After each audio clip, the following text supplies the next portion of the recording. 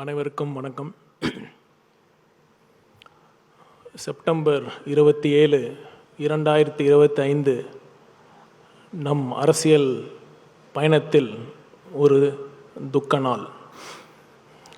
41 உயிர்களை, நம் சொந்தங்களை, நம் உறவுகளை நாம் இழந்திருக்கிறோம். எவ்வளவு தேற்றினாலும், எவ்வளவுதான் நிவாரணம் வழங்கினாலும் அந்த இழப்பை நாம் ஈடு செய்ய முடியாது. இருப்பினும் உங்கள் குடும்பத்தில் ஒருவனாக இருந்து உங்கள் தேவைகளை அனைத்தும் நான் பூர்த்தி செய்வேன் என்று தலைவர் அவர்கள் சொன்ன அந்த வார்த்தைகள் அந்த குடும்பங்களுக்கு பெரும் ஆறுதலாகவும் பெரும் நம்பிக்கை தருவதாகவும் இருந்தது என்று சொன்னால் அது மிகையாகாது. ஏனென்றால் மக்களை உண்மையாக நேசிக்கும் ஒரே தலைவர் நம் வெற்றி தலைவர் அவர்கள். கரூர் நிகழ்வுக்கு பிறகு எவ்வளவோ சவால்கள், எவ்வளவோ தடைகள், பொய் பிரச்சாரம் பேசி அவதூறு பரப்பி அடக்குமுறையை கட்டவிழ்த்து விட்டால் தமிழக வெற்றி கழகத்தை முடக்கிவிடலான்னு சில பேர் பகல் கனவு கண்டாங்க. முடக்கிறதுக்கு இது ஒன்றும் காசுக்காக ஆரம்பித்த கட்சி இல்லை.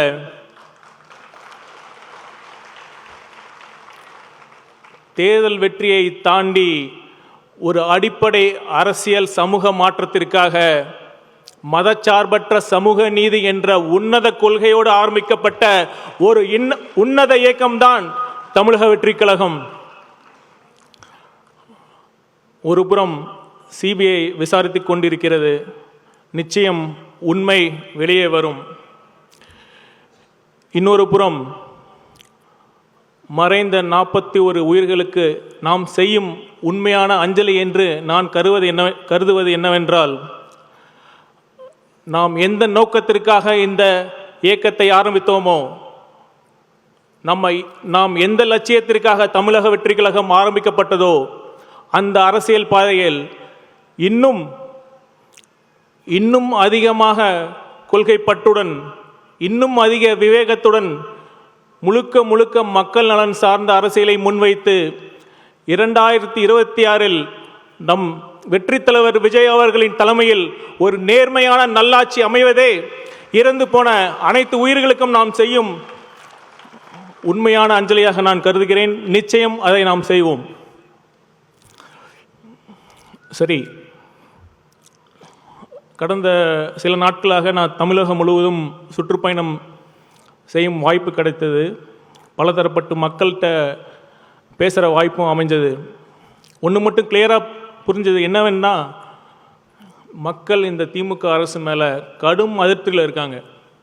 நான் வெறும் அரசியலுக்காகலாம் சொல்லலை, உண்மையாலுமே அவங்க அதிருப்திக்கு நியாயமான காரணங்கள் இருக்குது.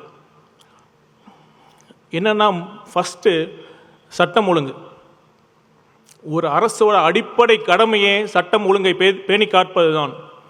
ஆனால் இப்போ திமுக அரசில் சட்டம் ஒழுங்கு எப்படி இருக்குது? எத்தனை கொலைகள், எத்தனை பாலியல் வன்கொடுமைகள், எத்தனை காவல் மரணங்கள். இப்போ பெண்களுக்கு பாதுகாப்பு இருக்கா? இப்போ சமீபத்தில் நடந்த கோவை பாலியல் வன்கொடுமை எடுத்துக்கங்க. இது ஒரு தனிப்பட்ட சம்பவம் அல்ல. இது காவல்துறையில் நீண்ட நெடுங்காலமாக இருக்கிற நிர்வாக சீர்கேட்டின் ஒரு வெளிப்பாடு தான். அப்படி என்ன நிர்வாக சீர்கேடு? ரொம்ப அடிப்படையான விஷயம். இப்போ காவல்துறைக்கு ரெகுலர் டிஜிபி இதுவரைக்கும் அப்பாயிண்ட் பண்ணப்படலை. இது கூட பண்ணாமல் தமிழக முதல்வர், அதாவது காவல்துறையை கையில் வைத்திருக்கும் முதல்வர் அவர்களுக்கு வேறு என்ன பெரிய வேலை என்று கற்பனை கூட செய்து பார்க்க முடியவில்லை. உச்சநீதிமன்றம் தெளிவான கைட்லைன்ஸ் கொடுத்துருக்காங்க. அதெல்லாம் பின்பற்றாமல் இதுவரைக்கும் ஒரு சில காவல் அதிகாரிகள் அந்த டிஜிபி போஸ்ட்டுக்கு வரக்கூடாதுங்கிறதுக்காகவோ, அல்லது ஒரு சிலர் அந்த டிஜிபி போஸ்ட்டுக்கு வரணுங்கிறதுக்காகவோ திட்டமிட்டு இந்த ஒரு ரெகுலர் டிஜிபி அப்பாயின்ட் பண்ணுறது தடைபட்டு இருக்கு. நீங்களே நல்லா யோசிச்சு பாருங்கள். எப்போ வேணாலும் மாற்றப்படலாம் அப்படிங்கிற ஒரு டிஜிபி இருக்கிறப்ப அவரால் எப்படி ஒரு ஸ்ட்ராங்கான முடிவு எடுக்க முடியும்? அதே மாதிரி எப்போ வேணாலும் அந்த டிஜிபி மாற்றப்படலாங்கிறப்ப அவருக்கு கீழே இருக்கிற அதிகாரிகள் எப்படி அவருக்கு கட்டுப்படுவாங்க? இந்த அடிப்படை விஷயத்தை செய்ய கூட நம்ம முதல்வர் அவர்களுக்கு நேரம் இல்லை. அடுத்து இன்னொரு காரணம், இப்போ இந்த மாதிரி கொடுங்குற்றங்கள் செய்கிறதுக்கு அந்த குற்றவாளிகளுக்கு எப்படி துணிச்சல் வருது, எப்படி பயமின்மை வருது? நீங்கள் நல்லா யோசிக்கணும். எப்போ தெரியுமா குற்றங்கள் செய்ய பயம் வரும்? ஒரு குற்றம் நடந்துச்சுன்னா அதை தீர விசாரித்து அறிவியல் பூர்வமாக ஆதாரங்களை வச்சு நீதிமன்றத்தில் தண்டனை சந்தேகத்திற்கு இடமின்றி அந்த குற்றம் நிரூபிக்கப்பட்டு தண்டனை வாங்கி கொடுத்தா மட்டும்தான் குற்றவாளிகளுக்கு பயம் வரும். ஆனால் இப்போ என்ன நடக்குது? அரசியல் பரபரப்புக்காக என்கவுண்டர்ஸ்.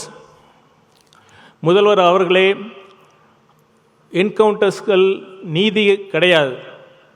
இன்னும் சொல்லப்போனால் உண்மையான குற்றவாளிகளை தப்பிக்க தான் என்கவுண்டர்கள் வழி செய்யும்.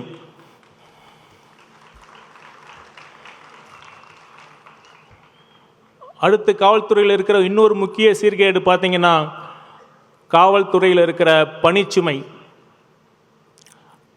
காவல்துறையில் எனக்கு தெரிந்து அரசு துறையில் காவலர்கள் மாதிரி அதிக பணிச்சுவை, அதிக புவர் சர்வீஸ் கண்டிஷன்ஸ் இருக்கிற வேறு எந்த துறையும் கிடையாது. காவல்துறையில் காலி பணியிடங்கள் மிக மிக அதிகம். அதனால் அவங்களுக்கு லீவும் கிடைக்கிறது இல்லை. இப்போ நைட்டு ரோந்து போங்கன்னு சொல்கிறீங்க. போதிய காவலர்கள் இருக்காங்களா?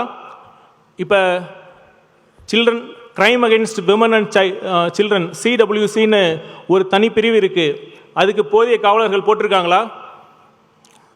இந்த மாதிரி எல்லா தனி பிரிவுக்கும் டைவர்ஷன் தான். மற்ற மாவட்டத்திலிருந்து இங்கே காவலர்களை பணியில் மாற்றுறாங்க. இதுதான் ஒட்டுமொத்த இந்த நிர்வாக சீர்கேட்டுக்கு ஒரே குற்றங்கள் நடக்கிறதுக்கான காரணமாக இருக்குது.